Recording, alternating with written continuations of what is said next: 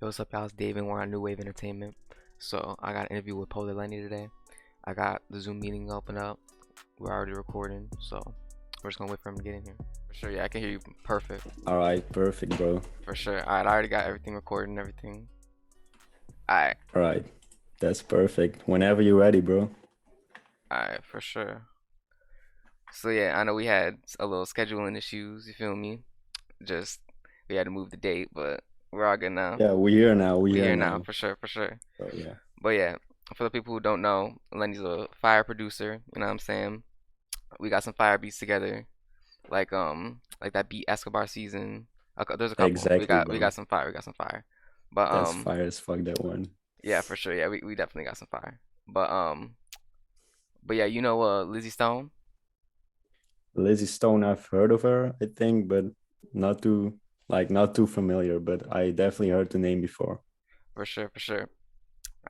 I've been sending her beats and everything. We've been locked in, and she said she's really liking that Escobar season beat. So Oh, word, yeah. for sure, for sure. So we We might definitely get a little placement soon. yeah, Who yeah, knows? on that EP for sure. Yeah. So I'm sending her another beat pack this week. So we should definitely lock in, make some beats with that. Yeah, definitely. That would be dope, man. For sure, for sure. But this is something I was meaning to tell you. You know what I'm saying? There was one time I think you been sending Lizzie beats too? Because I remember she tweeted something about what was it? It was like not a lot of producers got what I want and got like the beats that I'm looking for, but Lenny Oh, got that yeah. fire. You remember? Yeah, that's a while ago. Damn, That bro. was I like forgot about April. that. That was like Yeah, April. I definitely sent her a pack before. Just a while ago, I sent out a lot of packs. So, yeah, but yeah, that's definitely dope to hear For that. sure. But yeah, but when I started selling beats and when I was starting to get into that, that was around that time. It was like March, late Mhm. March, early April. And Yeah. seeing that really inspired me because I was like, I want rappers to be talking about me like that. And then it's like, Yeah, I mean, yeah, it's crazy, honestly, to read those kind of things. I mean, it happened before, but it's still, every time I read a tweet like that, it really motivates me to go even harder just to know, yeah, that people really care about my work. So yeah, I really couldn't have imagined that a year ago or something. So that's definitely dope. for sure, for sure. I'm glad everyone messing with your music, bro. You for sure underrated, Appreciate that. for sure. So yeah, I'm definitely looking forward to making some more beats with you and everything. Hmm. But yeah, let's get back to it though. Back to you. So like I want to know like how you got into music, like your backstory and everything. So how about you tell us a little bit about that? Yeah, I really started rapping on beats on YouTube, just ripping beats off YouTube. I mean, I Mm, put it out on SoundCloud, just free YouTube beats. And yeah, obviously I was trash at the beginning, but I wasn't taking it too seriously. I was just in class, with a friend, just writing some rhymes, mm, about teachers and stuff. So really nothing too serious. yeah. But then I realized, like, damn, I really like writing lyrics. And then my friend told me you should try to record something yourself. And yeah, I did it. And at the beginning, it was really trash, obviously. But I just Mm, started doing it more, and I started producing as well in March of 2020, I think, because I wanted to produce my own music. And that's when I really realized, damn, like I can really, if I take this more seriously, I can really do something with this. So yeah. for sure, for sure. So when you were just when you started producing, did you start posting your beats or when did you start getting into that? Yeah, I would say immediately when I started producing, I started posting on YouTube. I wasn't consistent or anything, but I just, like, at the beginning I was making like 3 beats a day, Yeah, just for because sure. I enjoyed it that much. And I also realized by watching a lot of YouTube videos, I can learn so much in a short space of time. So I immediately started posting on YouTube as well. And yeah, obviously I didn't sell any beats at the beginning, but yeah, I was just learning in the process, and I was motivating, and that's what counts. Mm. When did you sell your first beat? Like how far into it before you sold your first beat? Um, yeah, I would say I got lucky because I started hitting up people on Twitter who were tweeting out send beats, you know how that goes. So yeah, there was this one kid who bought like a beat for $40. I Mm. think like 4 months into me making beats. But yeah, back then my beats were really trash. So I would say I really got lucky because it took me like almost half a year later before I sold another one. Wow. And then were you selling exclusives or just leases? Yeah, at the beginning, just leases, but also a couple exclusives. But at the beginning, I was selling exclusives for $50. It was a lot of money for me at that time. Yeah, I for sure. didn't realize that I was like asking not enough money for it. But as soon as I started getting better, my prices started going up as well. So that's how it goes, obviously. Yeah, for sure, for sure. So what would some advice you would have for underrated producers who are just getting into the game and sending beats out? I would say not only focus on networking with artists, but also with other producers because I really had a lot of dope opportunities already by just sending out melodies to other producers who already have the connections. So that saves me a lot of work. But obviously keep connecting with artists as well. What I'm focusing on right now is instead of selling leases, just finding dope artists and really connecting with them and just making music with them. And then the money comes later, just going 50-50 on royalties, that stuff. Just really building a connection, not only selling at least once, but really making a lot of music with them and focusing on that. For sure, for sure. And do you usually do 50-50 or leases or how do you go about that when you're going and connecting with artists? Um, yeah, obviously I gotta earn money as well. So I try to sell leases as well, but it just takes me a lot of effort before I can sell a lease. It's just, yeah, I just enjoy making music more than like the marketing stuff. So that's why I really right now I'm focusing on finding dope artists. I have a couple artists I'm locked in with, and my goal with them is if I really fuck with them to just produce every song for them, just Yeah, everyone. exactly. And I know that's not possible in practically, but it's just like the goal, something you can aim for, and yeah, just making a lot of music with them. For sure, for sure. And there's I reached out to some people on Instagram and whatever. I posted a story about like what questions people wanted me to ask you, and Mhm. one of them was about loops and samples. So I want to get your take on this. What is your opinion on people who use samples and like who not just loops, but like where they go into other people's songs and then like take like extract the melody or whatever? Yeah, it happens a lot lately. One song I can come up with now is Doja by Central C. It was Yeah, sampled. And I think that's just an example. People just rock with the song. And I don't think they really care about the song being sampled that much because it's also they hear something familiar and immediately they like it more because they are familiar with the sample. And I know some people are like, yo, what's this sample from? And then they listen to the song again. I think it's just a great strategy, but obviously you got to be versatile. You got to make your own melodies as well. But I don't really see a lot of issues with sampling other songs as long as you do it correctly and don't get into legal issues later. yeah, for sure, for sure. You gotta get them samples cleared. Have you ever Yeah, had any exactly. issues with that, like with artists, have like using samples and then placement getting messed up? Yeah, I'm always careful with that. I definitely want to sample songs like I've been looking into that, but I think as an independent artist, an upcoming artist, it's just really difficult to get a big sample cleared. So that's why I'm always really careful with that. For sure, for sure. And then another question people wanted me to ask you is with like producer splits, like you when you like use someone else's loop and whatever, or someone uses your loop, how do you usually go about producer splits? Yeah, so the main rule for me is, yeah, I think it's the standard rule is 50-50 between producer and artist.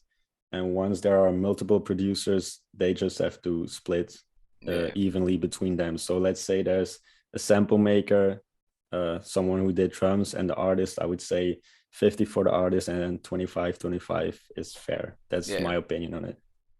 I feel you. I feel you. So there's another thing I wanted to ask. So I see that you're on Track Train when you selling beats and everything instead of BeatStars. So I want to Mm. ask, why do you choose Track Train? And I'm gonna say that I recently stopped my subscription with Track Train. So once mm, my subscription ends with Track Train, um, I'm just not gonna renew it. But I'm also not gonna go on BeatStars because I feel like, yeah, I just don't sell beats on Track Train, but I just sell them by directly hitting up artists on Twitter, and connecting with artists. So, and also, as I said earlier, I want to focus more on um, going royalty splits with artists I yeah, for genuinely sure, really fuck with instead of selling quick leases. So, yeah, that's why I'm not really gonna go on BeatStars or Track Train anymore. for sure. So you just hitting up artists and then they send it to you through PayPal or whatever you use. Yeah, yeah, exactly. That's when they ask me to send beats. But if I really fuck with the artist and hit them up first, it's usually royalty splits through DistroKid. For sure, for sure. And then another question is, what's your favorite song that you've produced for another artist? Oh, that's a difficult one because I've produced a lot of good songs. Um, I would have to say um, a lot of songs that are unreleased so far, but from the ones that are released, I would say there's this artist called Nate, aka Nasty. I've produced a lot of songs for him, and one song is called I Know That, and I think the beat for that song is one of the best beats I made so far, and the song is fire in general. So I would have to go with that one. For sure, for sure. So have you ever done any like beat breakdowns, like on Genius they have like deconstructeds and stuff? Have you ever done Mm. anything like that? Not yet. I mean, I did a quick one on TikTok one time, but I'm not really too consistent on TikTok so far. Definitely gonna get into it more. But yeah, once I release my album, which I'm working on right now, it's gonna be for next year. Once I do that, I definitely want to do some deconstructed videos on my own YouTube channel for my own songs, and maybe later for songs from other artists I produce as well. For sure, for sure. And speaking of your album and how you're having another album next year, let's talk about Crushed Ice, your album that you released this Mm-hmm. year, earlier in around Yeah, February. So I listened to the album this morning and last night. I really fuck with it, bro, for real. thank you, Really man. talented. And Appreciate it. I wanted to just ask you, what was your songwriting process when like going through the album and making the songs? Yeah, it really comes naturally, honestly. Like usually I will write down some lyrics on my phone, on my notes first. Uh, yeah, without like a beat in mind. I don't even know if I'm gonna use the lyrics at that point, but every song is self-produced, so that's the freedom I have that I really can make whatever I want to make because I can just build a beat around my vocals. Right now, my uh, writing process or my recording process is I first just search a beat on YouTube or whatever, record on it, and then I will make a new beat around those vocals, and then I can really produce a song myself. For sure, for sure. I would mess with that. Do you ever collaborate with other producers when you work on stuff for your albums? Yeah, I've definitely did that in the past because usually when I use guitar melodies, it's by another producer. But lately, I've been working with guitar VSTs as well myself. But it's never gonna sound the exact same as a real guitar. So that's why I like to work with other producers who play guitar. For sure. So I heard that one loop on Escobar season, was that a Mhm. VST? Yeah, that was VST. That's crazy, bro. That's fire. What VSTs do you use for guitar? Like what's the sauce? Honestly, just Flex. I don't know if you know that one, but Yeah. that's a stock plugin in FL Wow. Studio, but it's so underrated, bro. Like you can do Wow. so much with just free plugins, free VSTs, which a lot of people don't even know about. So I think like when you buy a new VST, it has to be an upgrade, but I think you gotta learn to work with free plugins first before you start buying like crazy plugins. It's just not needed in the beginning. For sure. What would be your top five like underrated VSTs? Like they're free. Oh, yeah, at one right now, I would say Flex because yeah, I just use it for almost all my beats right now. I used in the past, I used what's it called? Labs a lot. It's not a stock plugin, but it is free. There's a lot of great piano sounds or just pads, all that stuff. And then I would say, yeah, there's this one plugin. It's called S S8Q or something. I'm not sure about the name, but Pierre Bourne uses it a lot. So it's definitely a good one as well for like synthesizers and all this stuff. And then yeah, those are like the main plugins I use. So for the rest, yeah, I would say that's my top three. Top three, top five is gonna be difficult. For sure, for sure. That's good. That's good. So another question I got for you is do you play any instruments? Do you have any experience with any of that? I actually don't, bro. Not at all. Like Wow. before I started producing or rapping, I didn't have any musical experience. I don't know any music theory, all that. So I'm just doing what sounds good, literally. Wow. So when you go and start making beats, do you use any MIDI keyboards or do you just click it in? How was that I for you? click it in, bro. You just click it I in, bro? click it in. Yeah. That's dope. That's dope for sure. It takes a lot of time, I know, but it's just what I'm comfortable with. And yeah, it's probably gonna stay for that a while. I definitely want to learn some instruments. But yeah, I'm just doing what I'm comfortable with for now. For sure. So you said that in your past you had no musical history before getting Hmm. into making beats and everything. Were your parents into music at all, or how was that for you? Nah, it's really not in a family. Music is not in Wow. a family like that. So yeah, I guess when I was a kid, I used to listen to music and be like, damn, I wish I was the one making that song. But I thought it would never be possible because no one in my family made music and I didn't know how to start. But then at a later age, I realized you can just do whatever you want. So I just started making music like that. And you try to get better every day. And then eventually you will reach like your goals. For sure, for sure. So, a completely different note, but Mhm. when it comes to collaborating with other producers and collaborating with rappers, what do you think is like the biggest red flag when starting to build relationships?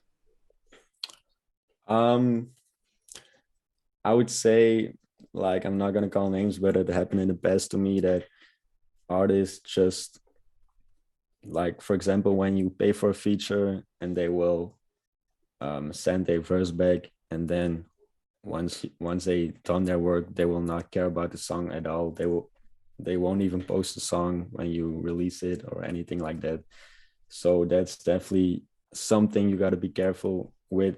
And sometimes that's difficult to spot beforehand because those people will be like super friendly at the beginning before you pay them. But Yeah, yeah, I would say just just follow your feeling, bro. When the vibes are off, your feeling is probably right. So definitely listen to that feeling.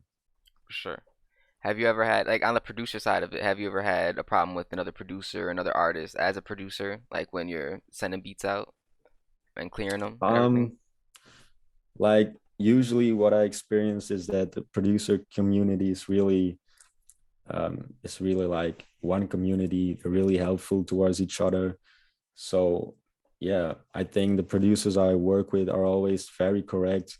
There was this one time that I paid for a producer collab, and he just turned out to not even be a producer. He just scammed me. But Crazy. yeah, it's Fake whatever. credits.